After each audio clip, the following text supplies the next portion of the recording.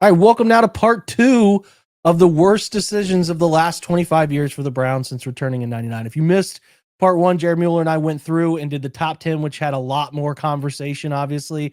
We're going to pick up the pace and do the top, now the bottom 15, and then maybe we'll see if we can get to some of the Browns' good decisions since they returned to. We'll see about that. Maybe that'd have to be be me on my own. But, well, who knows? We're having fun.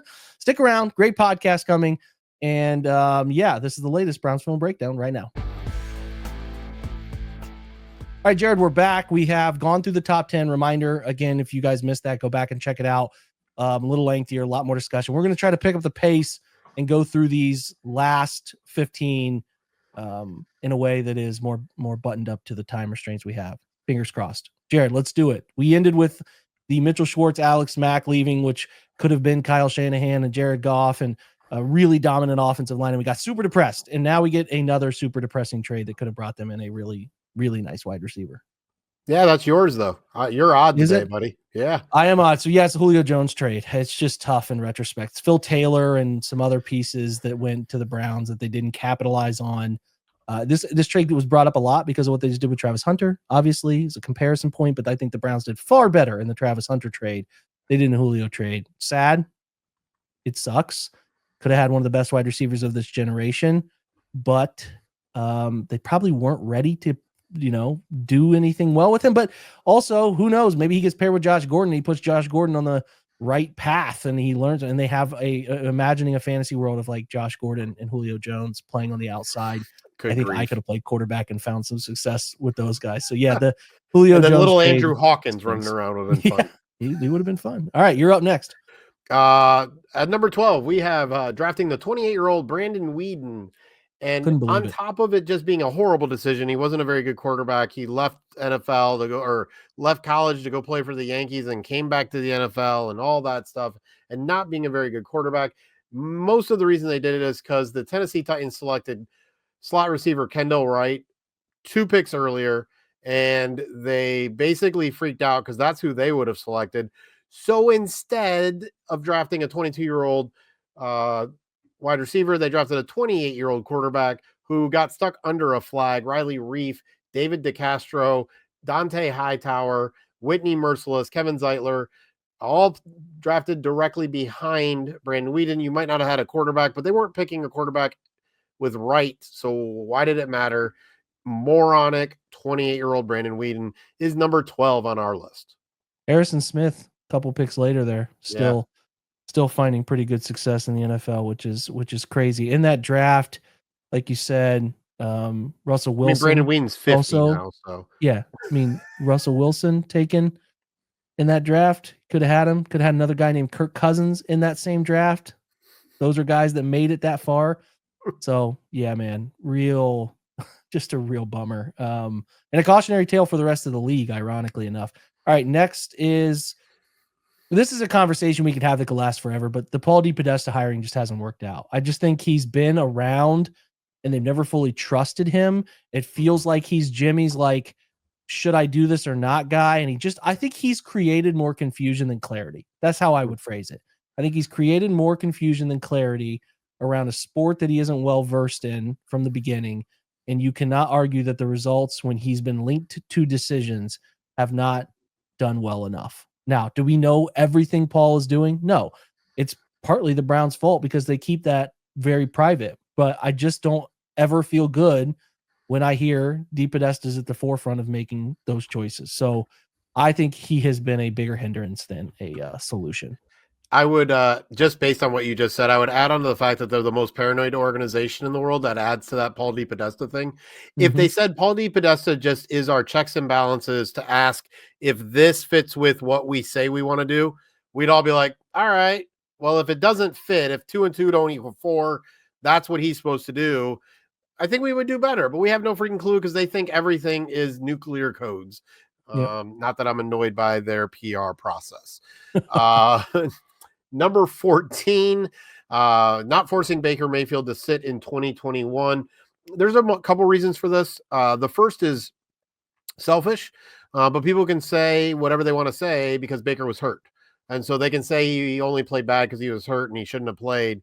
And people just still believe that Baker Mayfield was somehow a Super Bowl caliber quarterback with the Browns. But it also was just a terrible decision to allow Mayfield to make that decision. If that was, I don't know if we really feel like we know how that decision was made, but it's a horrible decision given the surgery that he had to have. And honestly, similar to Deshaun Watson, totally different, but similar. He was playing he wasn't playing good. Sit him. He's injured. He's not playing good. Show that you know how to run an organization, and an organization doesn't run you. It's a huge pivot point in all of this, because around that time the Odell situation is coming up because Baker's not playing well.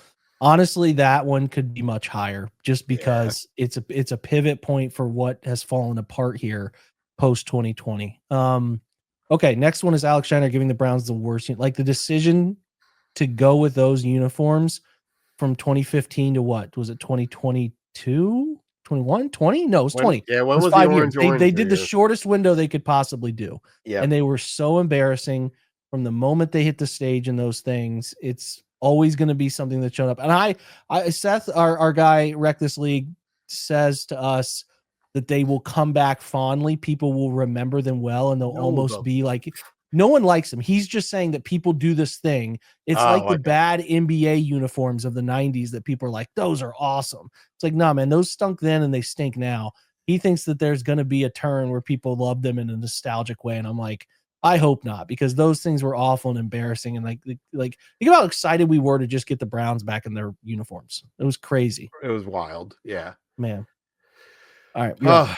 I already kind of hit on him in the first one, but Jim ONeal really set up the Mike Pettin. It set up the Kyle Shanahan, right? Like, it's amazing how many of these things were like, wow, look at how these wickets kind of go together. But if you missed it on the first pod, go back and listen. But I will say this, there's something called gap integrity.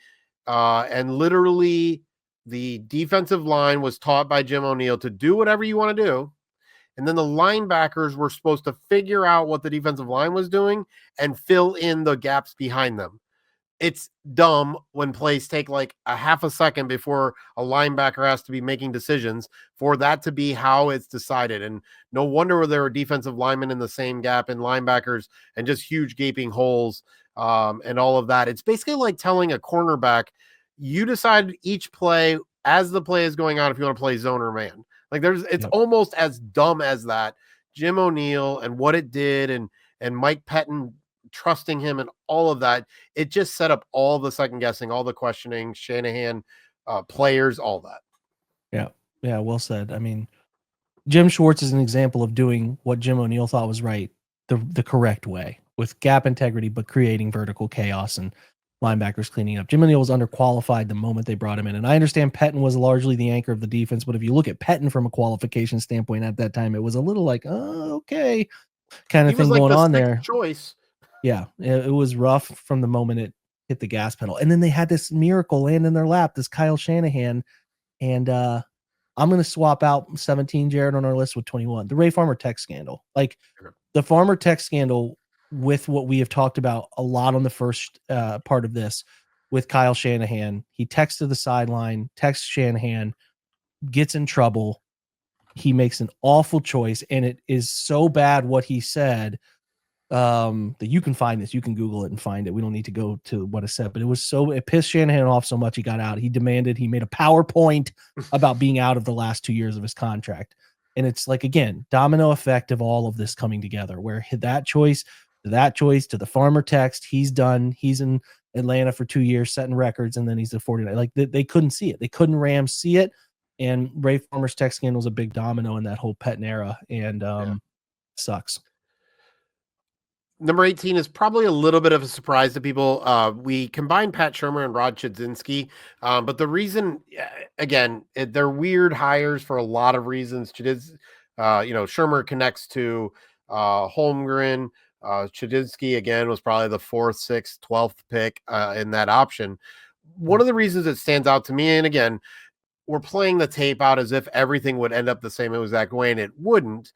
But the story that Travis Kelce said about sitting in Rob Chidzinski's office, crying to him about how important it would, and how big it would be to him to be a Cleveland Brown, begging the Browns to draft him, and they don't. And now, would Travis Kelce have been Travis Kelce that we know and dating Taylor Swift if he was the Browns? Probably not. But still, we can look back at it now and go, wow, those are horrible moves. But even at the time, Pat Shurmer, who is a terrible offensive coordinator at Colorado, one of the reasons I'm maybe higher on Shedeur Sanders than I should be is I know what he had to deal with last year with Pat Shurmer, was brought in because he was Mike Holmgren's guy. Rod Chidzinski was brought in because no one else wanted the job, basically, and he did. Like, that was really how he got hired. Like, at the time, these looked like moves that were made for very silly and stupid reasons. And many of them probably because some of the crap we're talking about, no one wanted to be involved with this organization. So that's where we're at for 18.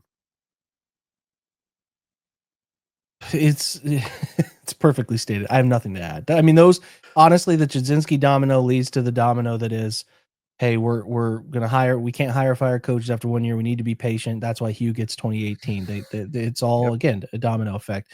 All right, 19's Danny Shelton and Cam Irving. The Browns had this run of extra first round picks that hit for them. We don't need to go through all of them. Like, we mentioned the Julio Jones trade earlier. That extra pick, I think Julio trade yielded like Greg Little, and then the next year was the Brandon Weeden situation. So those didn't give you anything. And then when they got, again, Justin Gilbert and Johnny Manziel, then they got out of the Trent Richardson business. That's how they got the pick for that Gilbert Manziel structure. Then, them moving back, it got them a first round, they got 2 again in 2015. So if you think about it, from between 2012 and 2015 draft, Jared, they had 3 years of 2 first round picks. I mean, and did any of them last 4 years? No, man, no. So Danny Shelton has his best years outside of Cleveland and they weren't great. They were not really great years for him, but has his best years with the Patriots.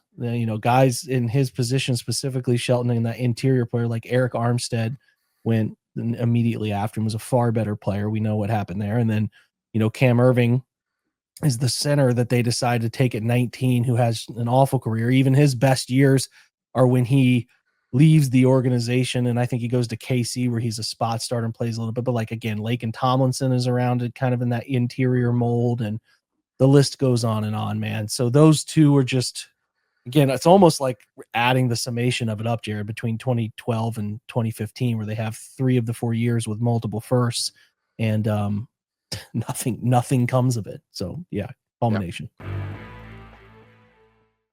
Number 20 will be the GPO dog, whatever, however it's, when they all over Twitter all the time. What's that? It's all over Twitter all the time. You can find this. Twitter, right? And so they brought the flags down, and for me, it's a variety of things, right? You're embarrassing yourself as an organization, right? Like it's just another sign that you can't figure it out as an organization. Again, all organizations make mistakes. Not all organizations make these kind of mistakes. And so especially, I go back to the whole paranoia thing. You can't be paranoid and not detail oriented. Like, if you're going to be paranoid, you are required to be a detail oriented person. If not, you're just stupid, right? And so the hashtag DP, literally projecting pornography onto the walls of the facility because you're not smart enough to figure out what hashtags are and what they might actually represent. And not a single Browns fan has ever hashtagged it that way. It's just an embarrassment. And it's just a sign of they want, whatever word you want to use, to be something they're not. They wanted to be a version of the Patriots, but cool and interesting and fun. And they're not any of those things. And they haven't been any of those things. And that was just such an embarrassment that gets brought up, like you said, all the time. Gerard Warren is the next one, 21. I have nothing to add. Jared nailed it. Gerard Warren is the 3rd pick in a draft that Mike Vick was the 1st pick. Here's the picks right after Gerard Warren. And you can't tell me in this early cycle that they had to have one position. Here are the next 3. Next 2 specifically. LaDainian Tomlinson ended up being an okay running back. And then Richard Seymour, who was a D-end interior hybrid player, both Hall of Famers. So, you keep going down the list. Like Andre Carter was the pick after that for San Francisco, had a great run. You've got like other players who were massively Marcus Stroud, another defensive tackle there, went 13. So, I mean, I just think that those early picks that were so vital, they had to hit on those. And Gerard Warren's career wasn't an absolute failure. He ended up with 36 sacks, but those years were best spent in New England. So that's the case. Well, and I think that was Butch Davis wanting a player he recruited. And I think it's probably a good overall statement that most of the mistakes that we've talked about when it comes to players have been because somebody has an idea of something or it's real personal, as opposed to, is someone a good football player? Justin Gilbert, Johnny Manziel, whatever. Like, it's not actual like scouting a player. It's like, I like the idea of big, fast, whatever guy I recruited. It's just annoying. Agreed. Speaking of annoying, 2016 NFL draft, the Cleveland Browns tear it down to the studs, give the reins to Sashi Brown, and out of that, with 6 picks in the first 100. By the way, this should be really much right kind of with my John Dorsey conversation. With 6 picks in the first 100, the best player, according to Pro Football References, approximate value, is Emmanuel Ogbah, their second round pick.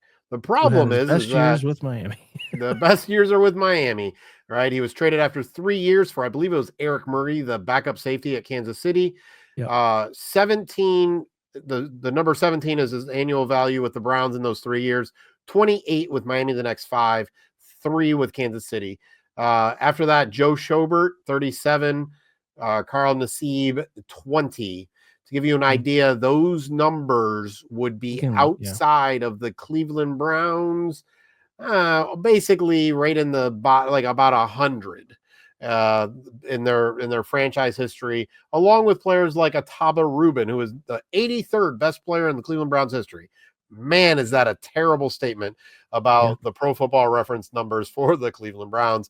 That 2016 draft wasted 14 draft picks. Yeah, even like Carl Nassib was the best years were when he left, got cut by Cleveland. Tampa, he became a real contributor, and then Oakland as well. Yep.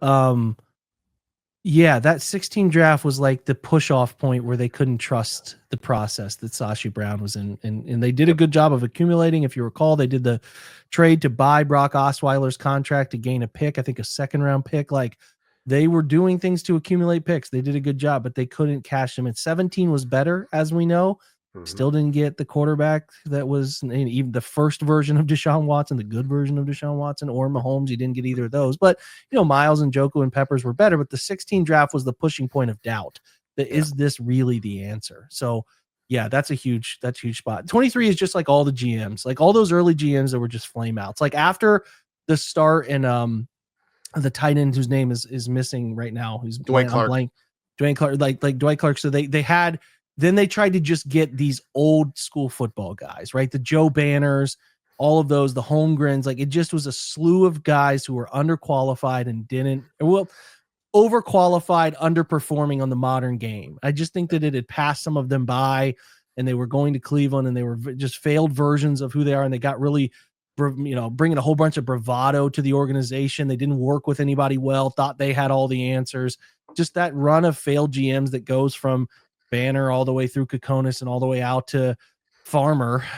It just is this a microcosm of, it's just a whole it's a slew of names in that group that just couldn't hire the guy, and they couldn't hire the coach off of that guy either. So there you go.